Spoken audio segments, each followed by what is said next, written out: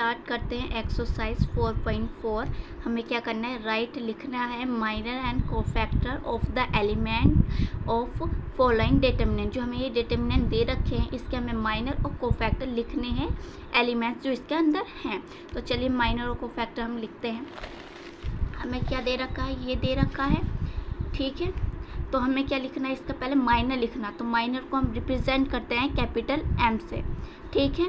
तो माइनर हमें लिखना है तो इसका पहले नेम पता होना चाहिए।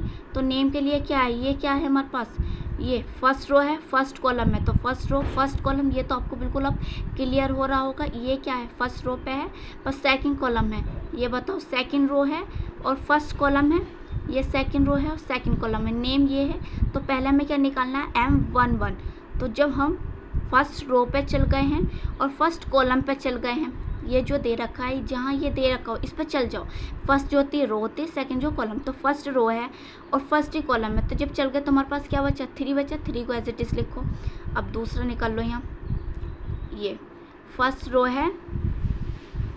रो है और सेकंड कॉलम में, तो क्या बचा हमारे पास 0। तो 0 को एज इट इज लिखो। हमारे पास अब यहाँ क्या आता है, सेकंड रो फर्स्ट कॉलम, तो सेकंड रो पे चल गए हैं और फर्स्ट कॉलम पे चल गए, तो हमारे पास क्या बचा, -4 एज इट इज लिखो, ठीक है। अब आता है हमारे पास M22। तो M2 मतलब सेकंड रो है और सेकंड ही क्या है, कॉलम है। सेकंड रो है और सेकंड कॉलम है, तो क्या बचा हमारे पास 2। जहाँ हम चल गए ये समझो वो रफ हो गया, जो बचा वो उसे लिख लो। क्लियर हुई बात ये। तो ये तो हमारे निकल गए माइनर। अब हम निकालना है कोफैक्टर। कोफैक्टर को रिप्रेजेंट करते हैं कैपिटल ए से। अब बिल्कुल बहुत इजी तरीके से मैं आपको बता रही हूँ, 1 और 1 ऐड करो, क्या है 2। 2 जो होता है इवन होता है, एज इट इज लिख लो।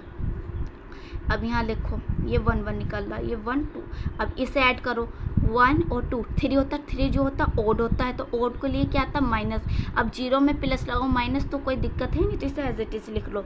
अब यहाँ देखो 2 और 1 3 होता है। 3 क्या होता है, ओड होता है, तो ओड होता है तो ये माइनस है, तो इधर क्या बनेगा, प्लस बनेगा। क्लियर है इतनी बात। अब 2 और 2 4 है, तो 2 और 2 4 है, तो इवन है, तो इवन तो एज इट इज यहाँ लिखा जाता है। क्लियर हुई ये बात। तो ये हमारे क्या निकल गए, माइनर निकल गए हैं और कोफैक्टर निकल गए हैं। वीडियो को लाइक करें, शेयर करें और सब्सक्राइब करें चैनल को।